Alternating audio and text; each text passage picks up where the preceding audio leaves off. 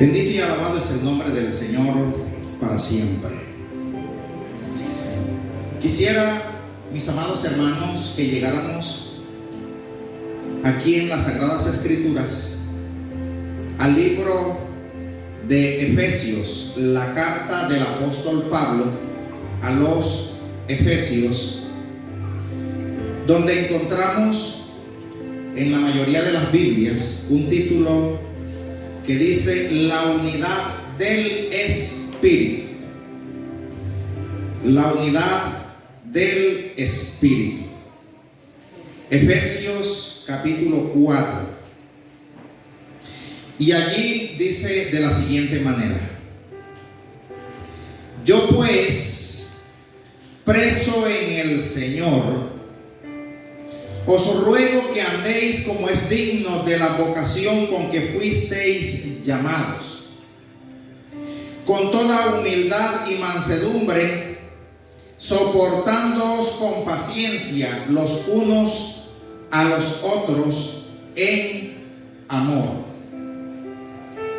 Aquí vamos a leer unos versículos, pero luego vamos a pasar al versículo 17. Y en este pasaje, en esta carta donde el apóstol Pablo le habla a la iglesia en Éfeso, se cree que esta epístola, que esta carta fue escrita en los años 60, 62 aproximadamente, cuando Pablo estaba preso, estaba detenido. Por eso es que él usa la expresión, hermano, dice: yo pues, preso en el Señor, os ruego que andéis como es digno de la vocación. En algunas Biblias, en otras versiones dice: preso por la causa del Señor. Mira, mi hermano, bajo qué condiciones está el apóstol Pablo escribiendo esta epístola, esta carta. Él estaba en cautividad, él estaba preso, pero aún así él estaba tratando de animar a la iglesia a que vivieran una verdadera fe con un compromiso serio delante de Dios. La cárcel no era razón para Pablo dejar a un lado su fe en el Señor. La cárcel no fue la que provocó en el corazón de Pablo que él se separara o se desprendiera del Señor. No era nada fácil. No sé si alguien acá habrá tenido la experiencia de ir a un centro carcelario o no, pero aunque no hayamos vivido una experiencia como esa, nomás el hecho de pensarlo, creo que ya nos va a parecer que tiene que ser triste y duro el asunto. ¿O no es así? Yo he tenido la oportunidad de visitar personas que están privadas de la libertad, y cuando platico con ellas, lógicamente lo que sale a relucir es lo difícil que es vivir una vida detrás de unas rejas. Mira, mi hermano, pero esta condición en la que se encontraba el apóstol Pablo no era razón para que él se desprendiera de su motivación para servir y ser fiel a Dios. En nuestra vida, mis amados hermanos, vamos a enfrentar circunstancias. Creo que de una u otra manera todos nosotros hemos enfrentado circunstancias adversas. ¿Cuál es nuestra reacción frente a una situación difícil que vivimos? Hay pruebas terribles. ¿Cuál es nuestra reacción? Hermano, ¿sabe cuál es la salida de algunas personas? Se alejan del Señor. Hermanos míos, ¿y quién dice que lejos del Señor vamos a estar mejor? ¿Cuándo se ha visto que alejados del Señor vamos a estar mejor? Si es cuando nosotros estamos apegados y vivimos situaciones difíciles y nos parecen duras, ahora imagínense sin Él. Cuando la Biblia es muy clara y específica cuando dice, es que separados de mí nada podéis hacer, ¿o no es así? ¿Quién nos dice a nosotros que si nos separamos de Él vamos a estar mejor? ¿Quién nos comprueba eso? Cuando nosotros miramos, hermanos, la vida de los primeros discípulos, fueron personas que enfrentaron situaciones duras. Pablo fue azotado, sufrió accidentes, naufragio y muchas cosas, encarcelado muchas veces, apedreado muchas veces, dice la palabra.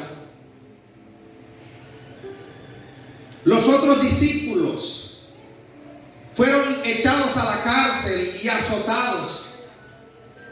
Pero esta situación que enfrentaban a ellos no les separaba, a ellos les consolidaba en la fe. Amén. A ellos no les separaba de Dios. Y nosotros decimos, pero mira la contundencia cuando leemos las Escrituras. Mira la manera tan tremenda como el poder de Dios se movía en estos primeros discípulos y quedamos nosotros quizás así todo como que asombrados. Pero hermanos, si el poder de Dios se movía de una manera tan tremenda, es porque ellos nunca soltaron al dador de ese poder y de esa autoridad, al que tenía la salida a su dificultad, a esa circunstancia difícil. Ellos nunca se soltaron del Señor. Entonces aquí nosotros necesitamos reflexionar.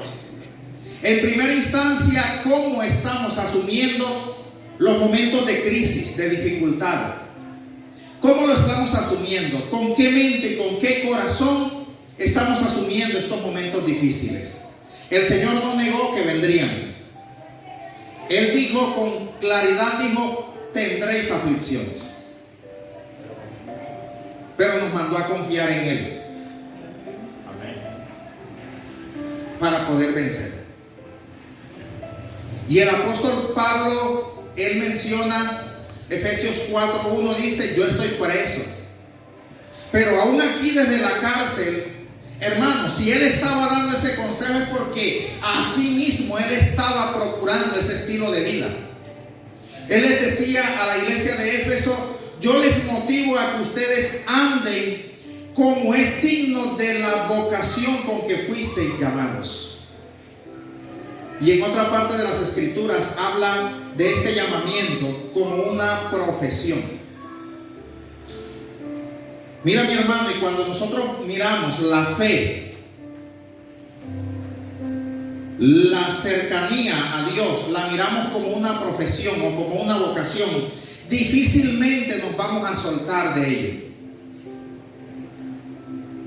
No sé si alguien aquí habrá trabajado posiblemente como maestro.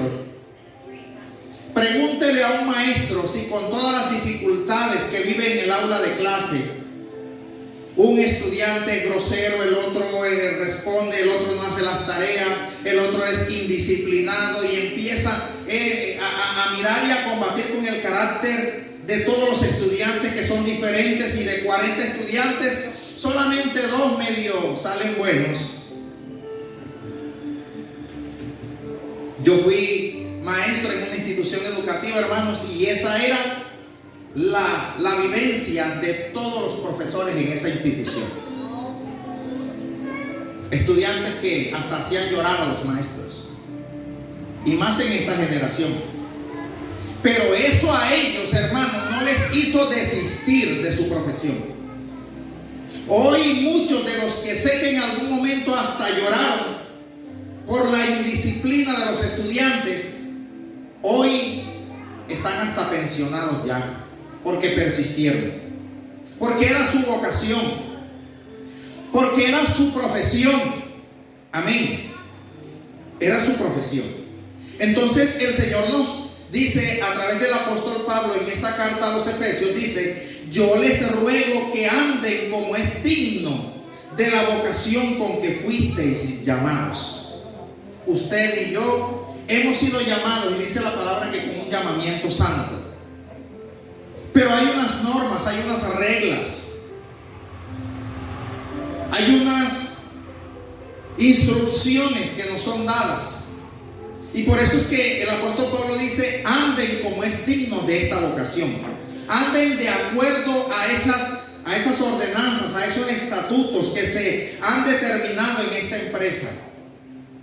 En toda empresa se deben seguir normas y reglas. Al entrar, al salir, horarios, hay que cumplir horarios.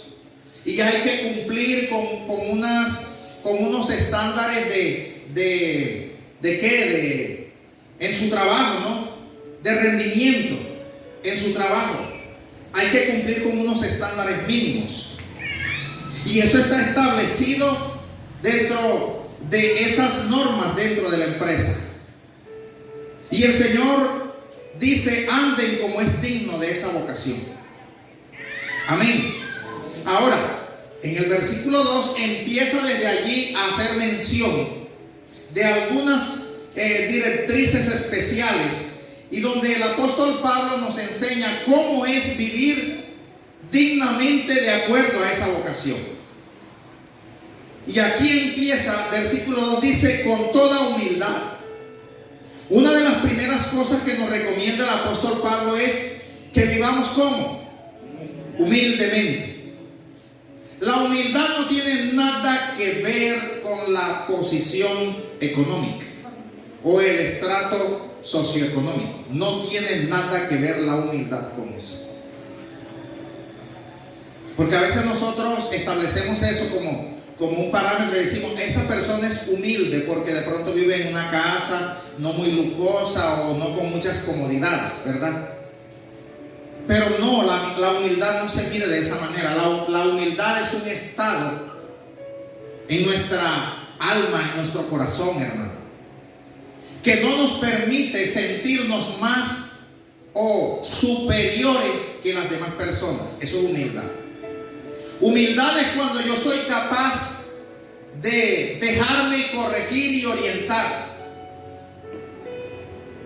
Había una persona que en una oportunidad estaba platicando con alguien, resolviendo un problema, y esa persona le dice: pero venga acá, señora fulana, vamos a hablar educadamente, usted es una profesional, vamos a hablar de manera educada. ¿Sabe qué le dijo ella? Vea, eso no me lo venga a decir a mí, porque cuando a mí me hacen cosas como estas, a mí se me olvida que soy educada.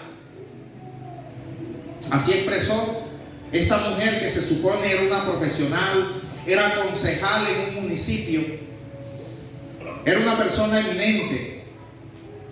Dijo: a mí se me olvida que soy, pero con rabia. Eso se llama soberbia. Gloria a Dios. Con humildad y mansedumbre. ¿Qué es la mansedumbre?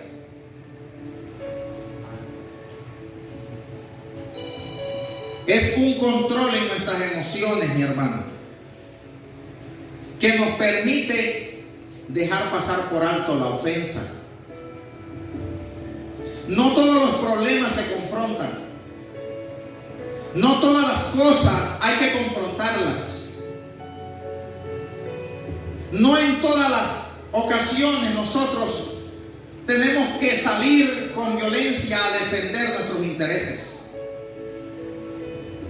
Porque no podemos olvidar lo que el Señor dijo: mía es la venganza, yo pagaré, dice el Señor. En una oportunidad un hombre se levantó profiriendo maldición contra el rey David y lo maldecía.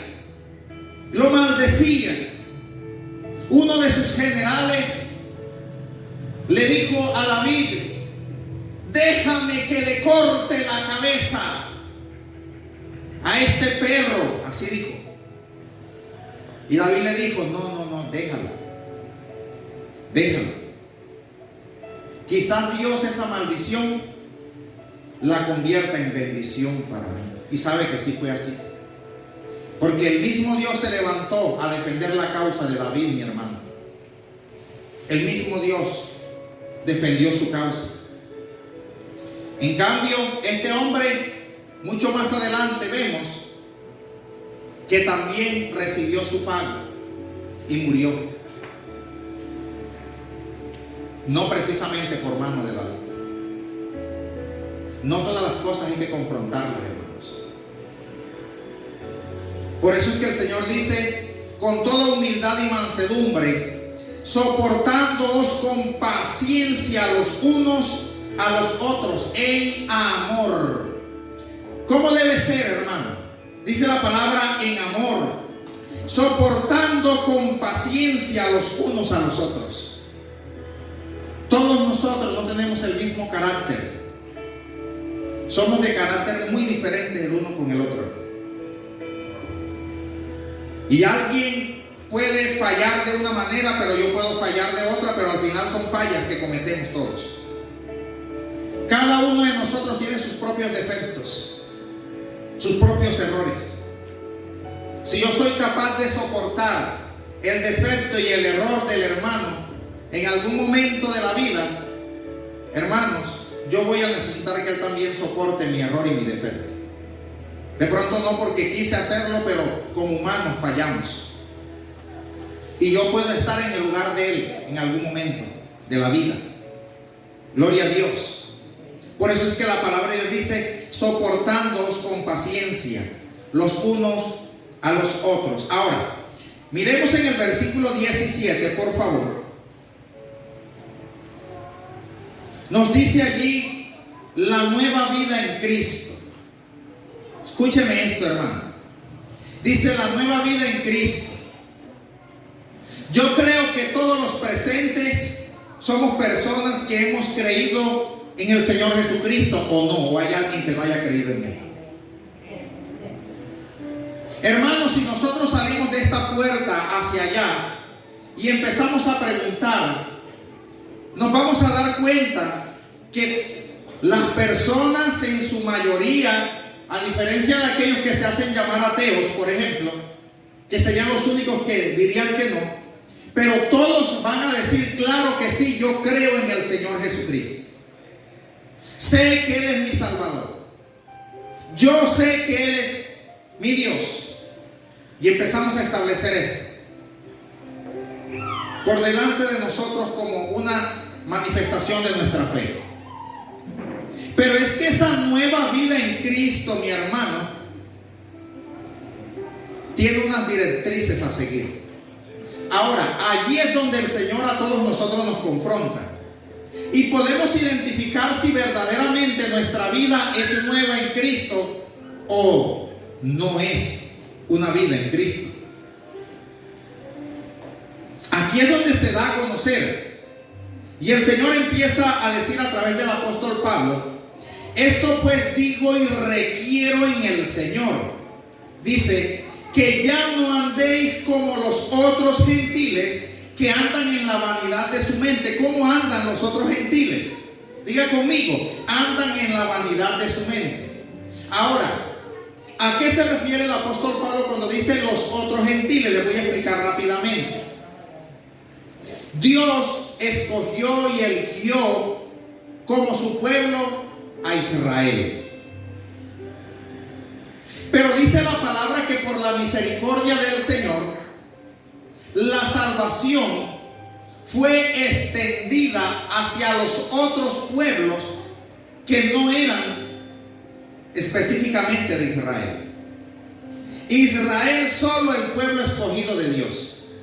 Las demás naciones, las demás personas, según las escrituras y según la cultura judía, eran considerados gentiles. Es decir, digan nosotros, ¿cómo éramos considerados? Gentiles. Ahora, que dice la palabra que el Señor de los dos pueblos hizo uno solo porque Él derribó la pared intermedia. ¿Y qué tiene en cuenta el Señor para poder conjugar los pueblos y decir, este ya no es gentil, aunque no nació en Israel, pero ya no es gentil, sino que es parte de mi pueblo? que hayamos creído en Él y le sigamos. Porque dice la palabra, de los dos pueblos hizo uno solo, quitando las enemistades. Los judíos para nada tenían que ver con las otras naciones. Era una rivalidad. Pero dice la palabra que por causa de nuestra fe en el Señor, de seguirle y de servirle a Él, entonces el Señor quitó esa pared intermedia. Pero por cuanto no nacimos en Israel, entramos dentro de ese grupo que se llaman gentiles. Ahora, dentro de los gentiles también hay dos grupos: los gentiles que han creído y siguen al Señor, pero los gentiles que no han creído y siguen su propio gusto, sus propias decisiones de acuerdo a su voluntad, no conforme Dios dice. Entonces el Señor te dice a ti, mi hermano: esto pues digo y requiero en el Señor, que ya no andéis como los otros gentiles que andan en la vanidad de su mente. Es decir, el llamado del Señor es que nosotros no andemos con vanidad en nuestra mente. Ahora sigue diciendo: teniendo el entendimiento entenebrecido, ajenos de la vida de Dios. Ahora yo lanzo la pregunta a todos los presentes: ¿tiene usted certeza que no está viviendo una vida ajena a la de Dios? ¿Cómo usted está viviendo su vida? ¿Cercana a la de Dios de acuerdo a su palabra, o ajena a la vida de Dios de acuerdo a sus propios gustos y decisiones? Allí tenemos que entender eso, porque el Señor dice: ellos tienen el entendimiento entenebrecido, ajenos de la vida de Dios. Dice: por la ignorancia que en ellos hay, por la dureza de su corazón, los cuales después que perdieron toda sensibilidad, se entregaron a la lascivia para cometer con avidez toda clase de impureza. Mira, mi hermano, cómo vive la gente del común. Viven sin tener en cuenta los mandamientos del Señor para vivirlos. Y si los llegasen a conocer, los echan de menos. En una oportunidad le dije yo a alguien que se soltó semejante mentira delante de mí, le dije: ¿por qué tiene que mentir? No, pues, porque por salir ahí del paso. Le dije: no es así.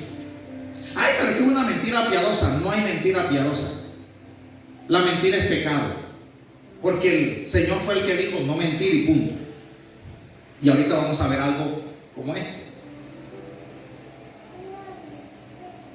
Gloria a Dios.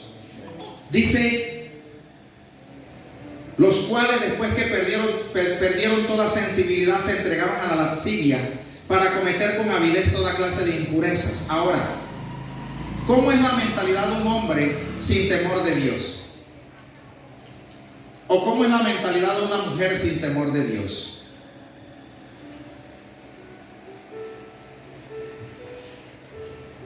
No está cerca de la esposa, no hay nadie quien lo vea, pero pasó una muchacha bien bonita, con un cuerpo esbelto, con una minifalda, con una ombliguera. ¿Qué hace mi amigo cuando eso ocurre? Dígame para ver. ¿No será que su vista se va como más allá de lo evidente? Gloria a Dios. Y si aquella joven le suelta una sonrisa y de pronto se da cuenta que hay algo como de empatía, y de pronto llegan las propuestas indecentes y se accede a ellas, ¿será que se controla? Pregunto yo. ¿Será que mi amigo se controla? ¿Será que mi amigo dice: no, yo soy un hombre casado, tengo que serle fiel a mi esposa? ¿Cierto que sí le da rienda suelta o no? Dígame para ver. Dice la palabra: después que perdieron toda sensibilidad, se entregaron a la lascivia para cometer con avidez toda clase de impurezas. Conocí por aquella zona cerca a Magangué el caso de un hermano que mató a otro hermano como de 23 machetazos, creo que fue. La razón: se estaba acostando con su propia mujer, con su propia cuñada, y se lo dijeron a él: allá está tu mujer con otro hombre. Él fue, para su sorpresa era su propio hermano, y lo mató. ¿Por qué ese cuñado, si sabe que es la mujer de mi hermano, accede a cometer este tipo de hechos que tienen que ver con la lascivia, con la impureza sexual? ¿No lo dice aquí la Biblia? ¿Por qué? Porque perdieron toda sensibilidad. Ahora, esto es lo que dice el Señor: yo te ruego, te requiero en el Señor, que ya no andes como los otros gentiles. ¿Cómo usted ve que anda la gente? La gente anda mintiendo, la gente anda adulterando, fornicando. Dios te dice a ti y a mí: si verdaderamente queremos agradar a Dios y vivir esa vida nueva en Cristo, no andes como ellos. Dice el versículo 20: mas vosotros no habéis aprendido así a Cristo. Cristo no nos enseñó eso, ni nos los permitió cuando Él lo predicó. Él no dijo: hagan eso, que eso está bien. Él siempre estuvo en contra de esto. Entonces, ¿en qué basamos nuestra fe en Dios? Si no queremos hacer lo que Él manda, sino lo que nosotros queremos. Y dice la Biblia: si en verdad le habéis oído y habéis sido por Él enseñado, es decir, si verdaderamente eres un hombre o una mujer creyente en Dios, debes reconocer que esto no te lo enseñó así el Señor Jesucristo. Debes reconocer que esto el Señor lo prohibió. Dice la palabra que Él aborrece el repudio, Él aborrece la fornicación, el adulterio, lo dice la palabra. Él aborrece la mentira. Dice la palabra que en la boca de Jesús no hubo mentira, no hubo pecado. Dice: no se halló engaño en su boca, dice la palabra. Él no nos enseñó eso. Amén. Ahora sigue diciendo: en cuanto a la pasada manera de vivir, despojaos del viejo hombre que está viciado conforme a los deseos engañosos, y renovaos en el espíritu de nuestra mente, y vístete del nuevo hombre creado según Dios en la justicia y la santidad de la verdad. Mis amados hermanos, este es el llamado que el Señor nos hace, y esta es la vocación que Él quiere que dignifiquemos, que andes como es digno de esa vocación. Esta es la forma digna que el Señor quiere que vivamos, y es la ordenanza para todo ser humano. Gloria a Dios. Vístete del nuevo hombre creado según Dios en la justicia y santidad de la verdad. Hoy compré algo. ¿Cuánto vale esto? Es a 2,500 pesos, señor, cada uno. Le dije: deme 2. Y la señora me da un billete de 5,000 y un poco de monedas. Y le presenté y le dije: señora, ¿qué fue lo que usted me vendió? ¿Cuánto me vendió? No, 2. ¿A cómo es que son? A 2,500 cada uno. Revise lo que me está dando. Cuando ella se dio cuenta: ay, señor, gracias. O yo: gracias. Y me decía así: gracias, señor. Ay, gracias. Y me estaba yo oyendo y estaba ella: gracias, gracias. Ay, Dios mío, eso no es normal. Eso no es normal, diría ella. ¿Ah? Eso no es normal. Eso no lo hace todo el mundo, hermano. ¿O no es así? A la persona que no vive bajo el temor de Dios le dan un vuelto de más y sale corriendo y se va lo más rápido posible del lugar de los hechos. ¿O no es así? Porque no hay temor de Dios. Bendito es el nombre del Señor para siempre. La persona que no vive bajo el temor de Dios ve que se le cayó el billete, hombre, es la persona que vaya adelante. Se le cayó. es lo lógico delante de Dios que yo debo hacer? Hombre, informarle.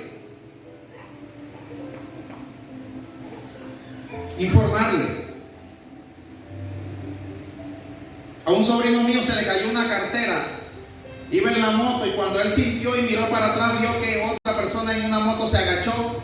Él corrió, pero él vio que se agachó y agarró el asunto. Pero él se apura en la moto y le dice: señora, se me acaba de caer una cartera, yo vi que ustedes se agacharon allí en el sitio. No, señor, no. Nosotros no agarramos cartera, no. Cartera se le... No. Y la tenía muñeca. Y después estaba pidiendo recompensa. Y hubo que darle recompensa por algo que se le cayó frente a las narices del propio dueño. ¿Aló? ¿Esto es temor de Dios? Pregunto yo. ¿Esto es una vida que verdaderamente es nueva en el Señor?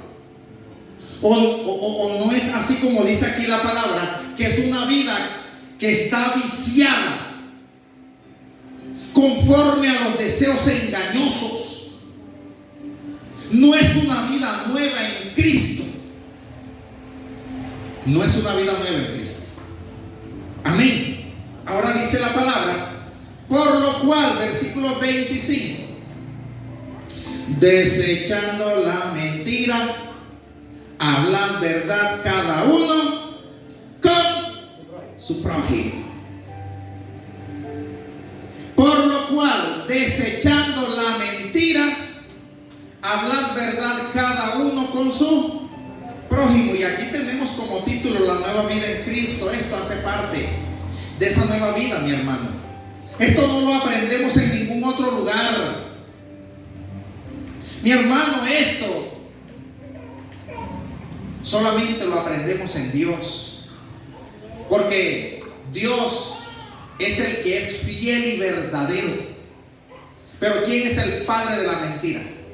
Dice la palabra que Satanás es el padre de la mentira.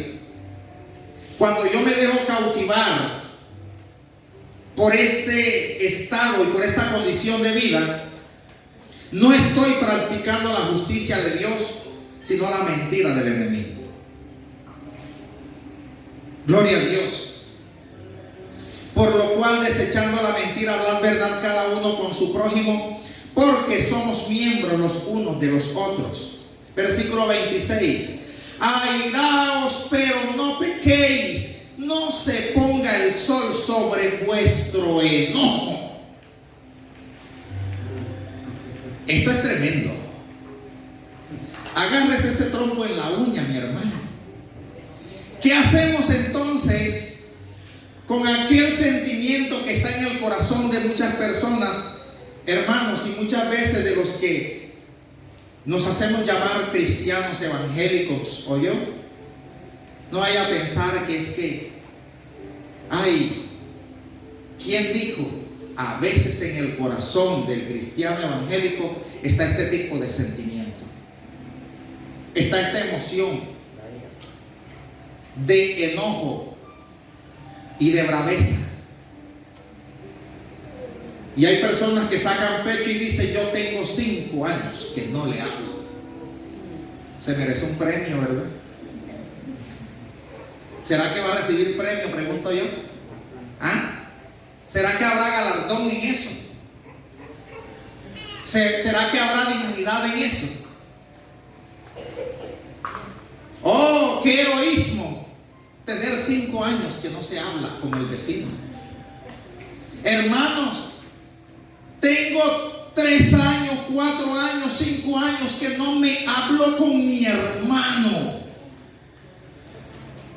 El mismo que mi mamá parió y que lo fabricó mi papá. Ese que corre el mismo ADN que en mi cuerpo corre también en él. Una vez una persona hablaba en cierto lugar, alguien le pregunta y le dice: ve, mira qué pantalón tan bonito el que tienes, ¿quién te lo hizo? Tu hermana. Vea, no me hable de ese esperpento. Así, esa palabra usó. No me hables de ese esperpento. Y yo, oye, ¿qué pasó? No, yo no me hablo con esa. No pude evitar escuchar porque yo estaba allá al lado y ambos estábamos esperando el mismo medio de transporte. Me la acerqué y le dije, señora, ¿cómo es su nombre? Fulana de tal. Le dije, no pude evitar escuchar lo que usted está hablando, pues usted está hablando duro, ¿no? Imposible no escuchar. Pero usted alguna vez ha dicho la oración del Padre Nuestro. Claro que sí. Todos los días yo apenas me levanto digo la oración del Padre Nuestro. Y usted sí sabe que una de los apartes en el Padre Nuestro dice: perdona, Señor, mis ofensas, como también nosotros perdonamos a los que nos ofenden. Cierto que sí lo hemos dicho. Embuste, no estamos perdonando nosotros. Perdona, Señor, mis ofensas. Ahora fallamos. Nosotros fallamos, pecamos delante de Dios. Diga conmigo, sí, Señor, sí fallamos, sí pecamos. Queremos y necesitamos el perdón de Dios. Diga conmigo, sí lo necesitamos, porque sin su perdón no hay salvación. Perdona, Señor, mis ofensas, como yo también perdono al que me ofende. Resulta que yo no estoy perdonando al que me ofende. Y yo le estoy diciendo al Señor, Señor, así como yo perdono, que tú también me perdones. Y Dios revisa la gente y dice, pero si es que tú no perdonas, quiere decir que yo tampoco te perdono, porque tú me estás diciendo que haga tal como tú haces. Perdona mis ofensas como yo también, o sea, de la misma manera, usando el mismo esquema, usando, hermano, la misma reacción. Entonces Dios dice, bueno, tú no perdonas, quiere decir que yo tampoco te puedo perdonar a ti.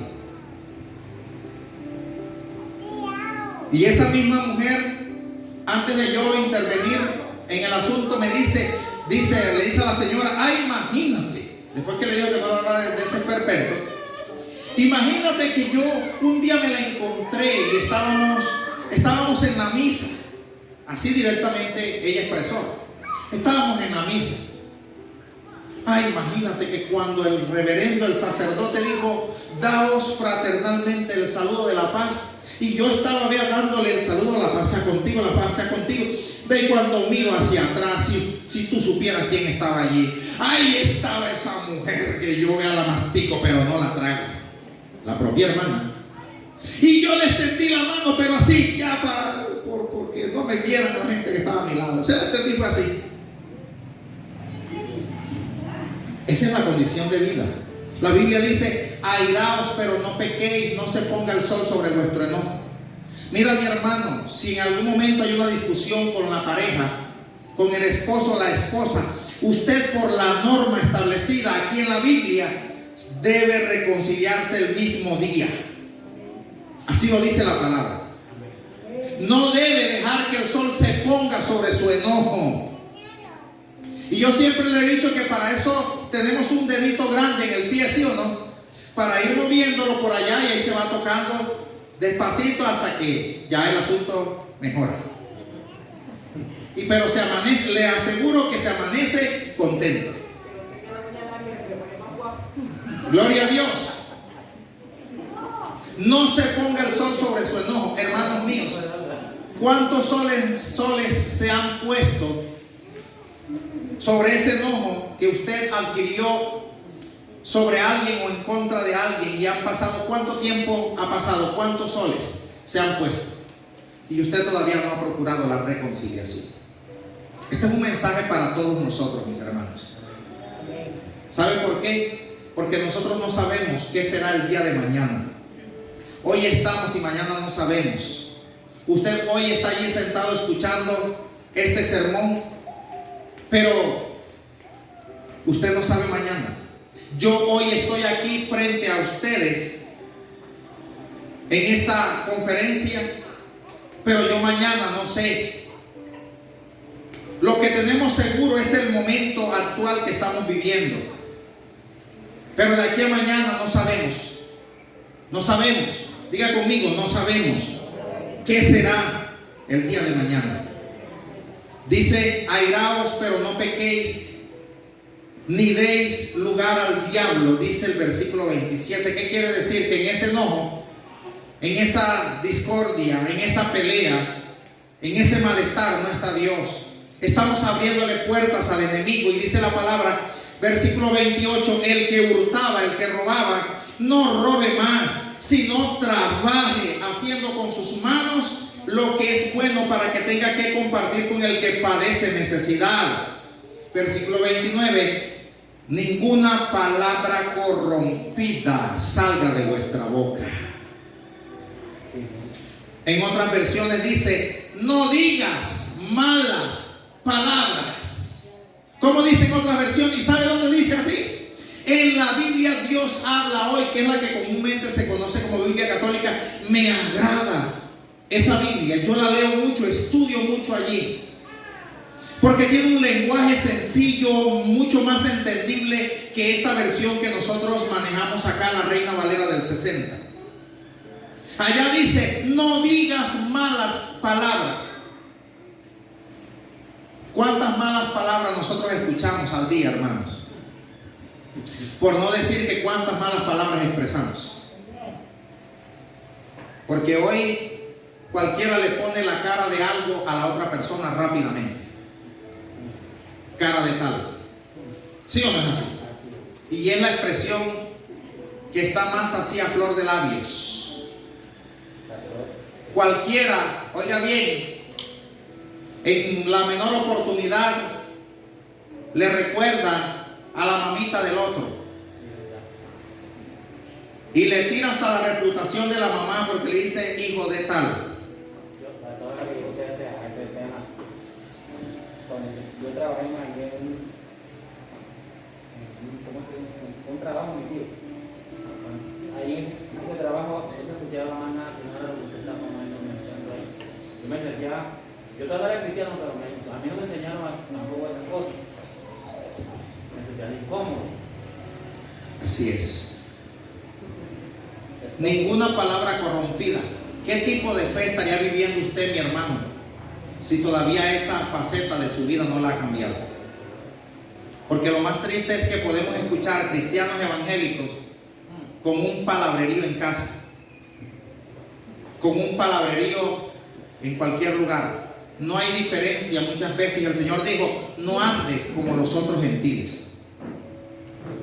¿En qué nos estamos diferenciando si nuestras palabras son siempre así? Son obscenas, son vulgares, son soez. Un lenguaje, un léxico, hermano, desagradable. ¿Cómo tratamos a los hijos? ¿Cómo tratamos al esposo, a la esposa?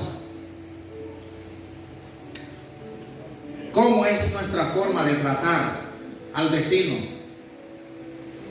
¿Cómo es nuestra manera de hablar cuando alguien de pronto sentimos que nos ha hecho algo? ¿Cómo le estamos tratando? La Biblia dice, ninguna palabra corrompida salga de vuestra boca, sino la que sea buena para la necesaria edificación, a fin de dar gracias a los oyentes. Y no entristezcas al Espíritu Santo. Y no entristezcas al Espíritu Santo. Estamos entristeciendo al Espíritu Santo, mi hermano. Cada día le decimos, Señor, que tu presencia vaya conmigo. Hermano, qué vergüenza que Dios esté presenciando nuestras malas conductas, porque le decimos a Él, Señor, que tú estés conmigo. Dios va a estar allí. Entendamos que Dios va a estar allí. Amén. Invocamos la presencia del Señor en el nombre del Padre, del Hijo y del Espíritu Santo, y salimos de la casa. Salimos al trabajo, salimos a desarrollar nuestras funciones cotidianas, labores. Invocamos la presencia del Espíritu Santo, pero qué vergüenza que Él tenga que estar escuchando nuestro lenguaje obsceno allá, nuestra conducta inapropiada, que no nos está diferenciando como de la gente del común. Y este mensaje también es para toda persona, evangélicos, católicos, pentecostales, testigos de Jehová, para todos. La palabra de Dios la dejó para todos. Amén. Dice, no digas malas palabras. Él no dice aquí, le digo a los católicos no digas malas palabras. Tampoco dice, le digo a los evangélicos no digas malas palabras. No, él lanza la ordenanza de manera general para todo ser humano. Y dice, no contristéis al Espíritu Santo de Dios, con el cual fuisteis sellados para el día de la redención. 31, quítese de vosotros toda amargura. Diga conmigo, el Señor me manda que quite de mí la amargura. Diga, el enojo, la ira, repítalo conmigo, la gritería, la maledicencia y toda malicia. Hay hogares donde la gritería, mi hermano, cuando la mamá corrige al hijo, se escucha a 3 cuadras a la redonda. Y cuando el hijo le contesta mal a la mamá, se escucha 5 cuadras a la redonda. Porque hemos llegado a un grado tal de degradación de los valores y del respeto, mi hermano, que ya hoy el hijo le da órdenes a los padres. No hay respeto. No hay respeto. Los hijos no deben gritar a los padres. Esa es una deshonra. Y dice la palabra, quítese de vosotros toda amargura, enojo, ira, gritería y maledicencia y toda malicia. Antes, sed benignos unos con otros, misericordiosos, perdonándoos unos a otros, como Dios también os perdonó a vosotros en Cristo. Amén. La vida nueva en Cristo, dice aquí el título. Esta es la vida que Dios quiere que vivamos, mis amados hermanos. Este es el tipo de vida que debemos vivir aquí y allá. Porque no podemos tener una apariencia aquí, pero allá está completamente distorsionada esa imagen. No podemos decir que somos buenos cristianos aquí, pero allá. Esta mañana una evangélica decía, a mí no me gusta yo le dije que a mí no me gusta la pelea, pero si me busca me encuentra.